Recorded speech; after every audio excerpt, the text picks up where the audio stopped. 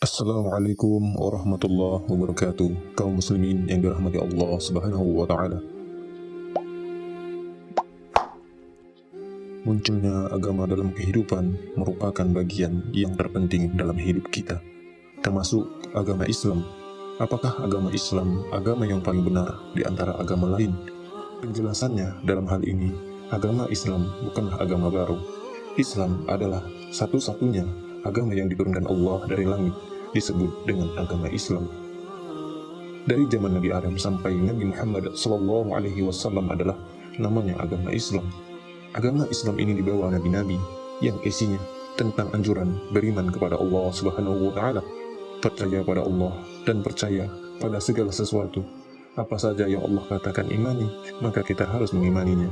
Begitu juga perintah Allah untuk mengimani para nabi dan rasul. Seperti di zaman Nabi Musa alaihi salam, semua pengikut Nabi Musa, Bani Israel yang beriman kepada Allah harus beriman juga kepada Nabi Musa. Dan tentang semua nabi, baik sebelum Nabi Musa dan nabi yang akan datang. Pengikut Nabi Musa alaihi salam, pengikut Nabi Isa alaihi salam, dan pengikut Nabi Muhammad SAW dibilang adalah seorang muslim pada masanya. Termasuk mengimani Nabi Isa alaihi salam saat Nabi Isa diutus. Segala umat dari Bani Israel atau Yahudi berkewajiban beriman kepada Nabi Isa alaihissalam. Jika tidak, mereka dianggap tidak Islam oleh kaum Nasrani atau dianggap kafir karena tidak percaya Nabi Isa alaihissalam. Mengapa demikian? Karena mereka mengaku beriman dengan Tuhan yang sama, tetapi tetap menolak para Rasul yang datang setelah Nabi Musa alaihissalam dan harus percaya pada semua Nabi tanpa pengecualian. Pada masa itu harus beriman kepada Nabi Isa alaihissalam dan juga beriman kepada Nabi Musa. Tetapi syariat dari Nabi Musa, kitab Taurat, tidak digunakan lagi karena ada kitab Injil yang dibawa oleh Nabi Isa.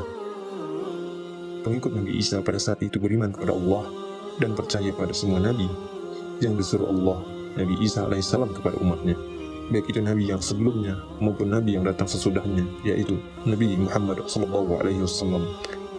Dalam hal ini dijelaskan dalam Al-Quran, وَإِذْ قَالَ عِيسَى بْنُ مَرْيَمَ يَا بَنِي إِسْرَائِيلَ إِنِّي رَسُولُ اللَّهِ إِلَيْكُمْ مُصَدِّقًا لِمَا بَيْنَ يَدَيَّ مِنَ التَّوْرَاةِ وَمُبَشِّرًا بِرَسُولٍ يَأْتِي مِنْ بَعْدِي اسْمُهُ أَحْمَدُ فَلَمَّا جَاءَهُمْ بِالْبَيِّنَاتِ قَالُوا هَذَا سِحْرٌ مُبِينٌ. Ingatlah ketika Isa putra Maryam berkata, "Wahai Bani Israel, sesungguhnya aku adalah utusan Allah kepadamu untuk membenarkan kitab yang turun sebelumku, yaitu Taurat, dan memberi kabar gembira tentang seorang utusan Allah yang akan datang setelahku, yang namanya Ahmad atau Nabi Muhammad. Akan tetapi, ketika utusan itu datang kepada mereka dengan membawa bukti-bukti yang nyata, mereka berkata, ini adalah sihir yang nyata." Quran Surah As-Saff ayat 6. Kita semua telah melihat orang-orang yang percaya pada konsep ini, percaya pada Allah, percaya pada Nabi, percaya pada semua Nabi terdahulu, Nabi yang akan datang, Nabi Muhammad SAW. Julukannya adalah orang Muslim. Saat Islam datang, mengapa hanya gelar Islam yang bisa diberikan untuk kita? Pada saat ini, kenapa yang mengaku pengikut Nabi Musa dikatakan sebagai orang Yahudi? Mengapa pengikut Nabi Isa disebut Nasrani? Mereka itu tidak lagi disebut Islam, karena Nabi Muhammad SAW telah datang. Bentuk keimanan kita bisa kita dapatkan dalam Islam yang beriman kepada Allah, beriman kepada semua Nabi dan Rasul, termasuk Nabi SAW yang mengimani itu bergelar Islam. Dan umat Islam tidak mendiskriminasi perbedaan, baik itu orang kulit putih, orang kulit hitam, orang Melayu, orang Arab, atau orang Afrika. Selama dia iman kepada Allah Subhanahu wa taala, iman kepada Nabi dan Rasul, dia dikatakan Islam.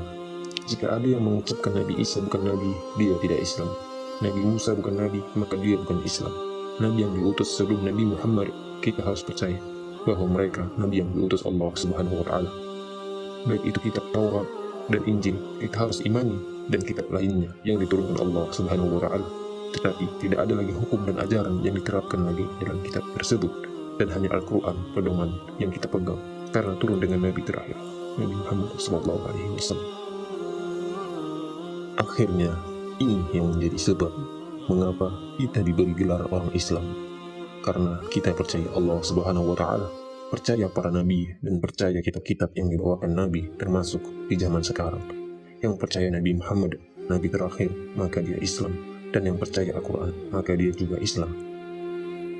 Demikian yang dapat kami sampaikan.